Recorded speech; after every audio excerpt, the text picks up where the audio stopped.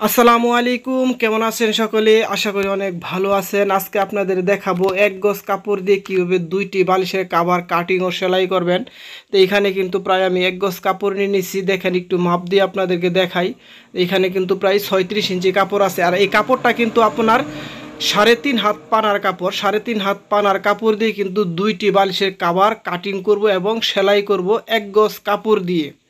তো এখানে কিন্তু আমি এক গজ কাপড় নিয়ে নিছি। কাপড়টারে ঠিক দুইটা ভাঁজে ভাঁজ করে নিছি, মানে এক গজ কাপড়ে দুইটা ভাঁজে ভাঁজ করেছি। দেখেন, এইভাবে দুইটা ভাঁজ করে নিছি। তারপর কিন্তু আমি কাটিং করব। তো বালিশের কাভার কাটিং করার জন্য প্রথম অবস্থায় সামনের পার্ট, মানে একটা পার্ট থাকবে ছোটো, একটা পার্ট থাকবে বড়। আজকে আমি যে নিয়মে বালিশের কাভারটি কাটিং করে দেখাবো।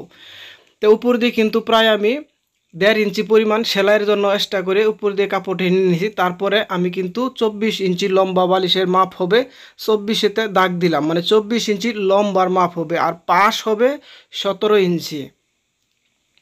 তো এখন কিন্তু আমরা পাশের মাপটা দিব।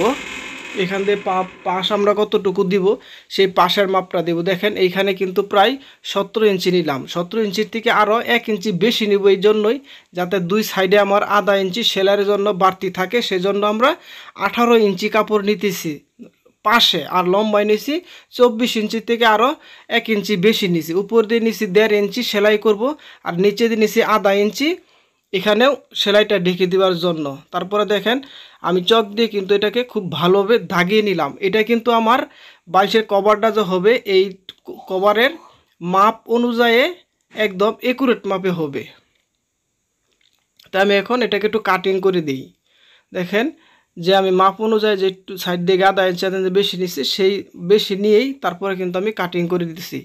আর এটা কাটিং করলাম, এটা কিন্তু আমার সামনের পার্ট হবে। পাছন পার্টটা এটার চেয়ে আরও অনেকটা বড় হবে।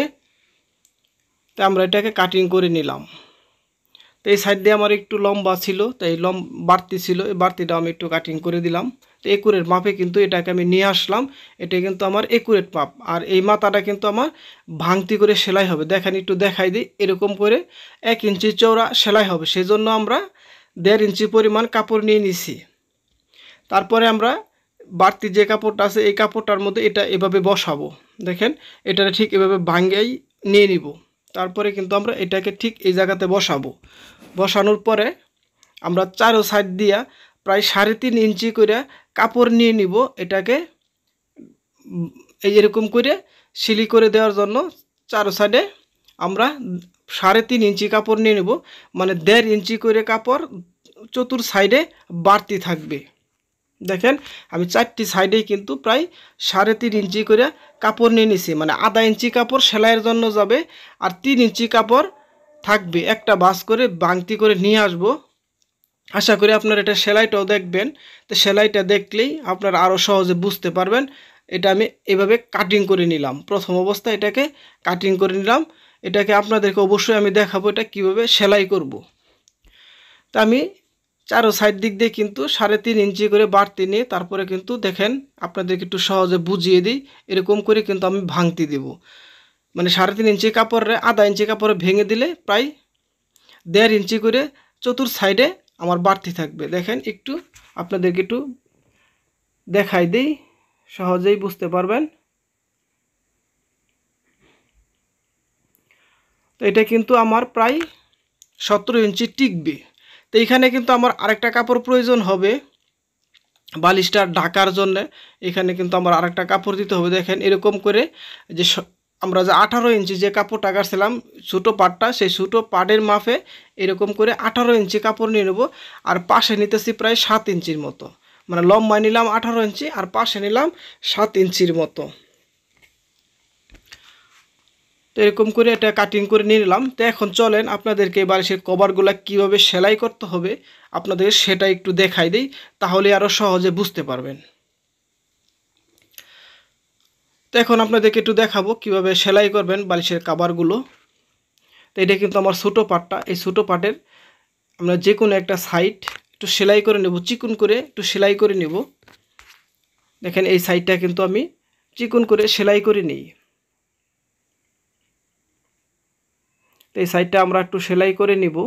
সেলাই করে নিলেই কিন্তু আমার এটা বালিশের কভারে কিন্তু বসাই দিতে খুব সহজ হবে। তো এই বালিশটা কিন্তু অবশ্যই বড় বালিশ, প্রায় 24-18 24-18 কিন্তু সবচেয়ে বড় বালিশ। তারপর আমি ছোটো পাটটা নিলাম, দেখেন এটাই কিন্তু আমার বড় পাট, আর নিচেরটা কিন্তু যেটা আমি সেলাই করব এটা হচ্ছে ছোটো পাট।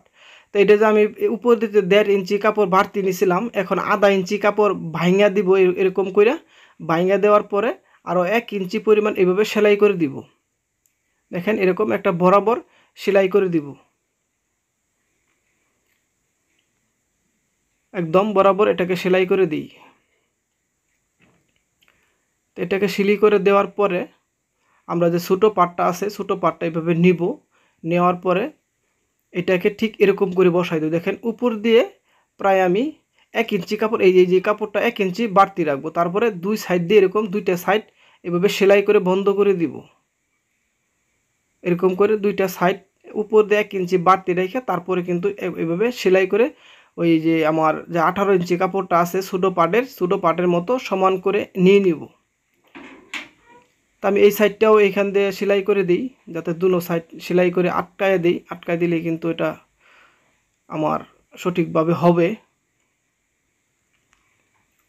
তো তারপরে এবার দেখেন এইভাবে কিন্তু আমি আটকায় নিলাম। এটা কিন্তু বাঁশের কভার ছোটো পাটটা।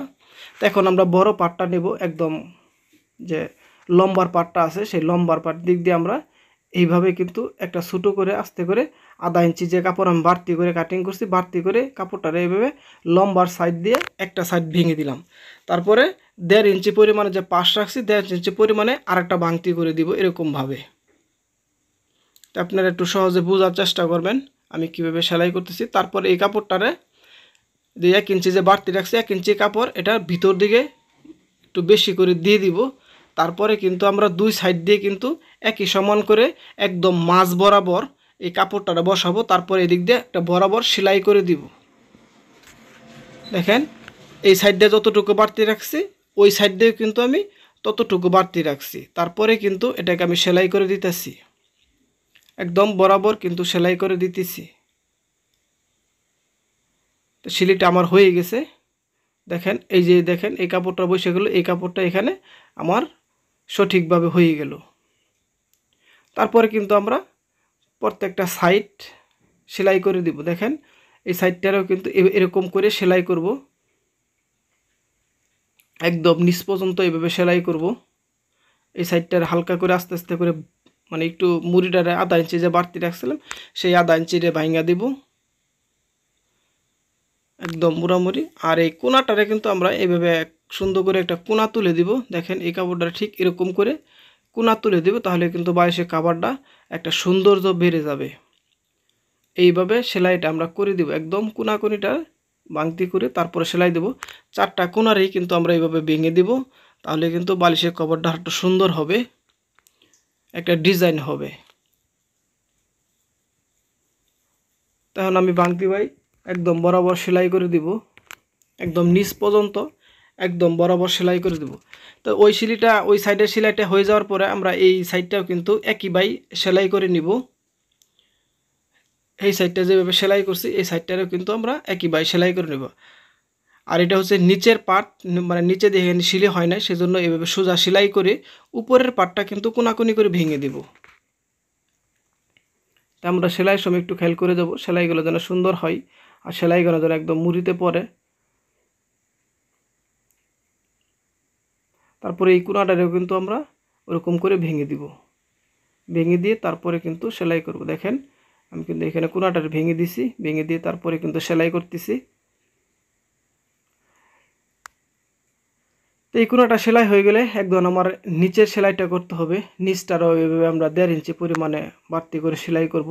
আর চতুর সাইড দিয়ে কিন্তু আমার বাড়তি 1.5 ইঞ্চি করে কাপড় থাকবে। তো নিচটারও এভাবে আমরা কোনা তুলে সেলাই করে দেব। দেখেন এই কোনাটা ঠিক এরকম করে ভেঙে তারপরে কিন্তু আমি সেলাই করব। তো এখানে 2টা বালিশের কভার আছে, আমি একটা বালিশের কভার সেলাই করে আপনাদেরকে দেখালাম। আশা করি আপনারা সহজেই বালিশের কভার কাটিং ও সেলাই বুঝতে পারছেন। তারপরেও যদি আপনারা কেউ না বুঝেন তাহলে কমেন্ট বক্সে লিখবেন, আমি অবশ্যই আপনাদের কমেন্ট বক্সে উত্তরটা দিয়ে দেব, কি সমস্যাটা আপনাদের হইতেছে, কোন জায়গাটায় বুঝতে পারেন নাই সেই সমাধানটা দেওয়ার চেষ্টা করব। আর ভিডিওটা যদি আপনাদের কাছে ভালো লাগে তাহলে অবশ্যই ভিডিওতে একটি লাইক, একটি কমেন্ট করে দিবেন, কারণ আসলে আমরা অনেক কষ্ট করে ভিডিও তৈরি করি। আপনাদের একটি লাইক দিলে আমাদের কাছে অনেক ভালো লাগে যে আমার ভিডিওটা আপনারা দেখছেন, তাই একটা লাইক দিছেন। তাই আশা করি আমার ভিডিওটা যদি আপনাদের কাছে ভালো লাগে তাহলে অবশ্যই একটা ভিডিওতে কমেন্ট, একটা লাইক করে যাবেন। আর আপনারা কি ধরনের ভিডিও দেখতে চান, কি সেলাই দেখতে চান, কি কাটিং দেখতে চান, অবশ্যই কমেন্ট করে জানিয়ে দিবেন। আপনাদের পছন্দ মতো সেই ভিডিও নিয়ে আমি হাজির হব। তো আজকের মতো ভালো থাকবেন সকলেই। আল্লাহ হাফেজ।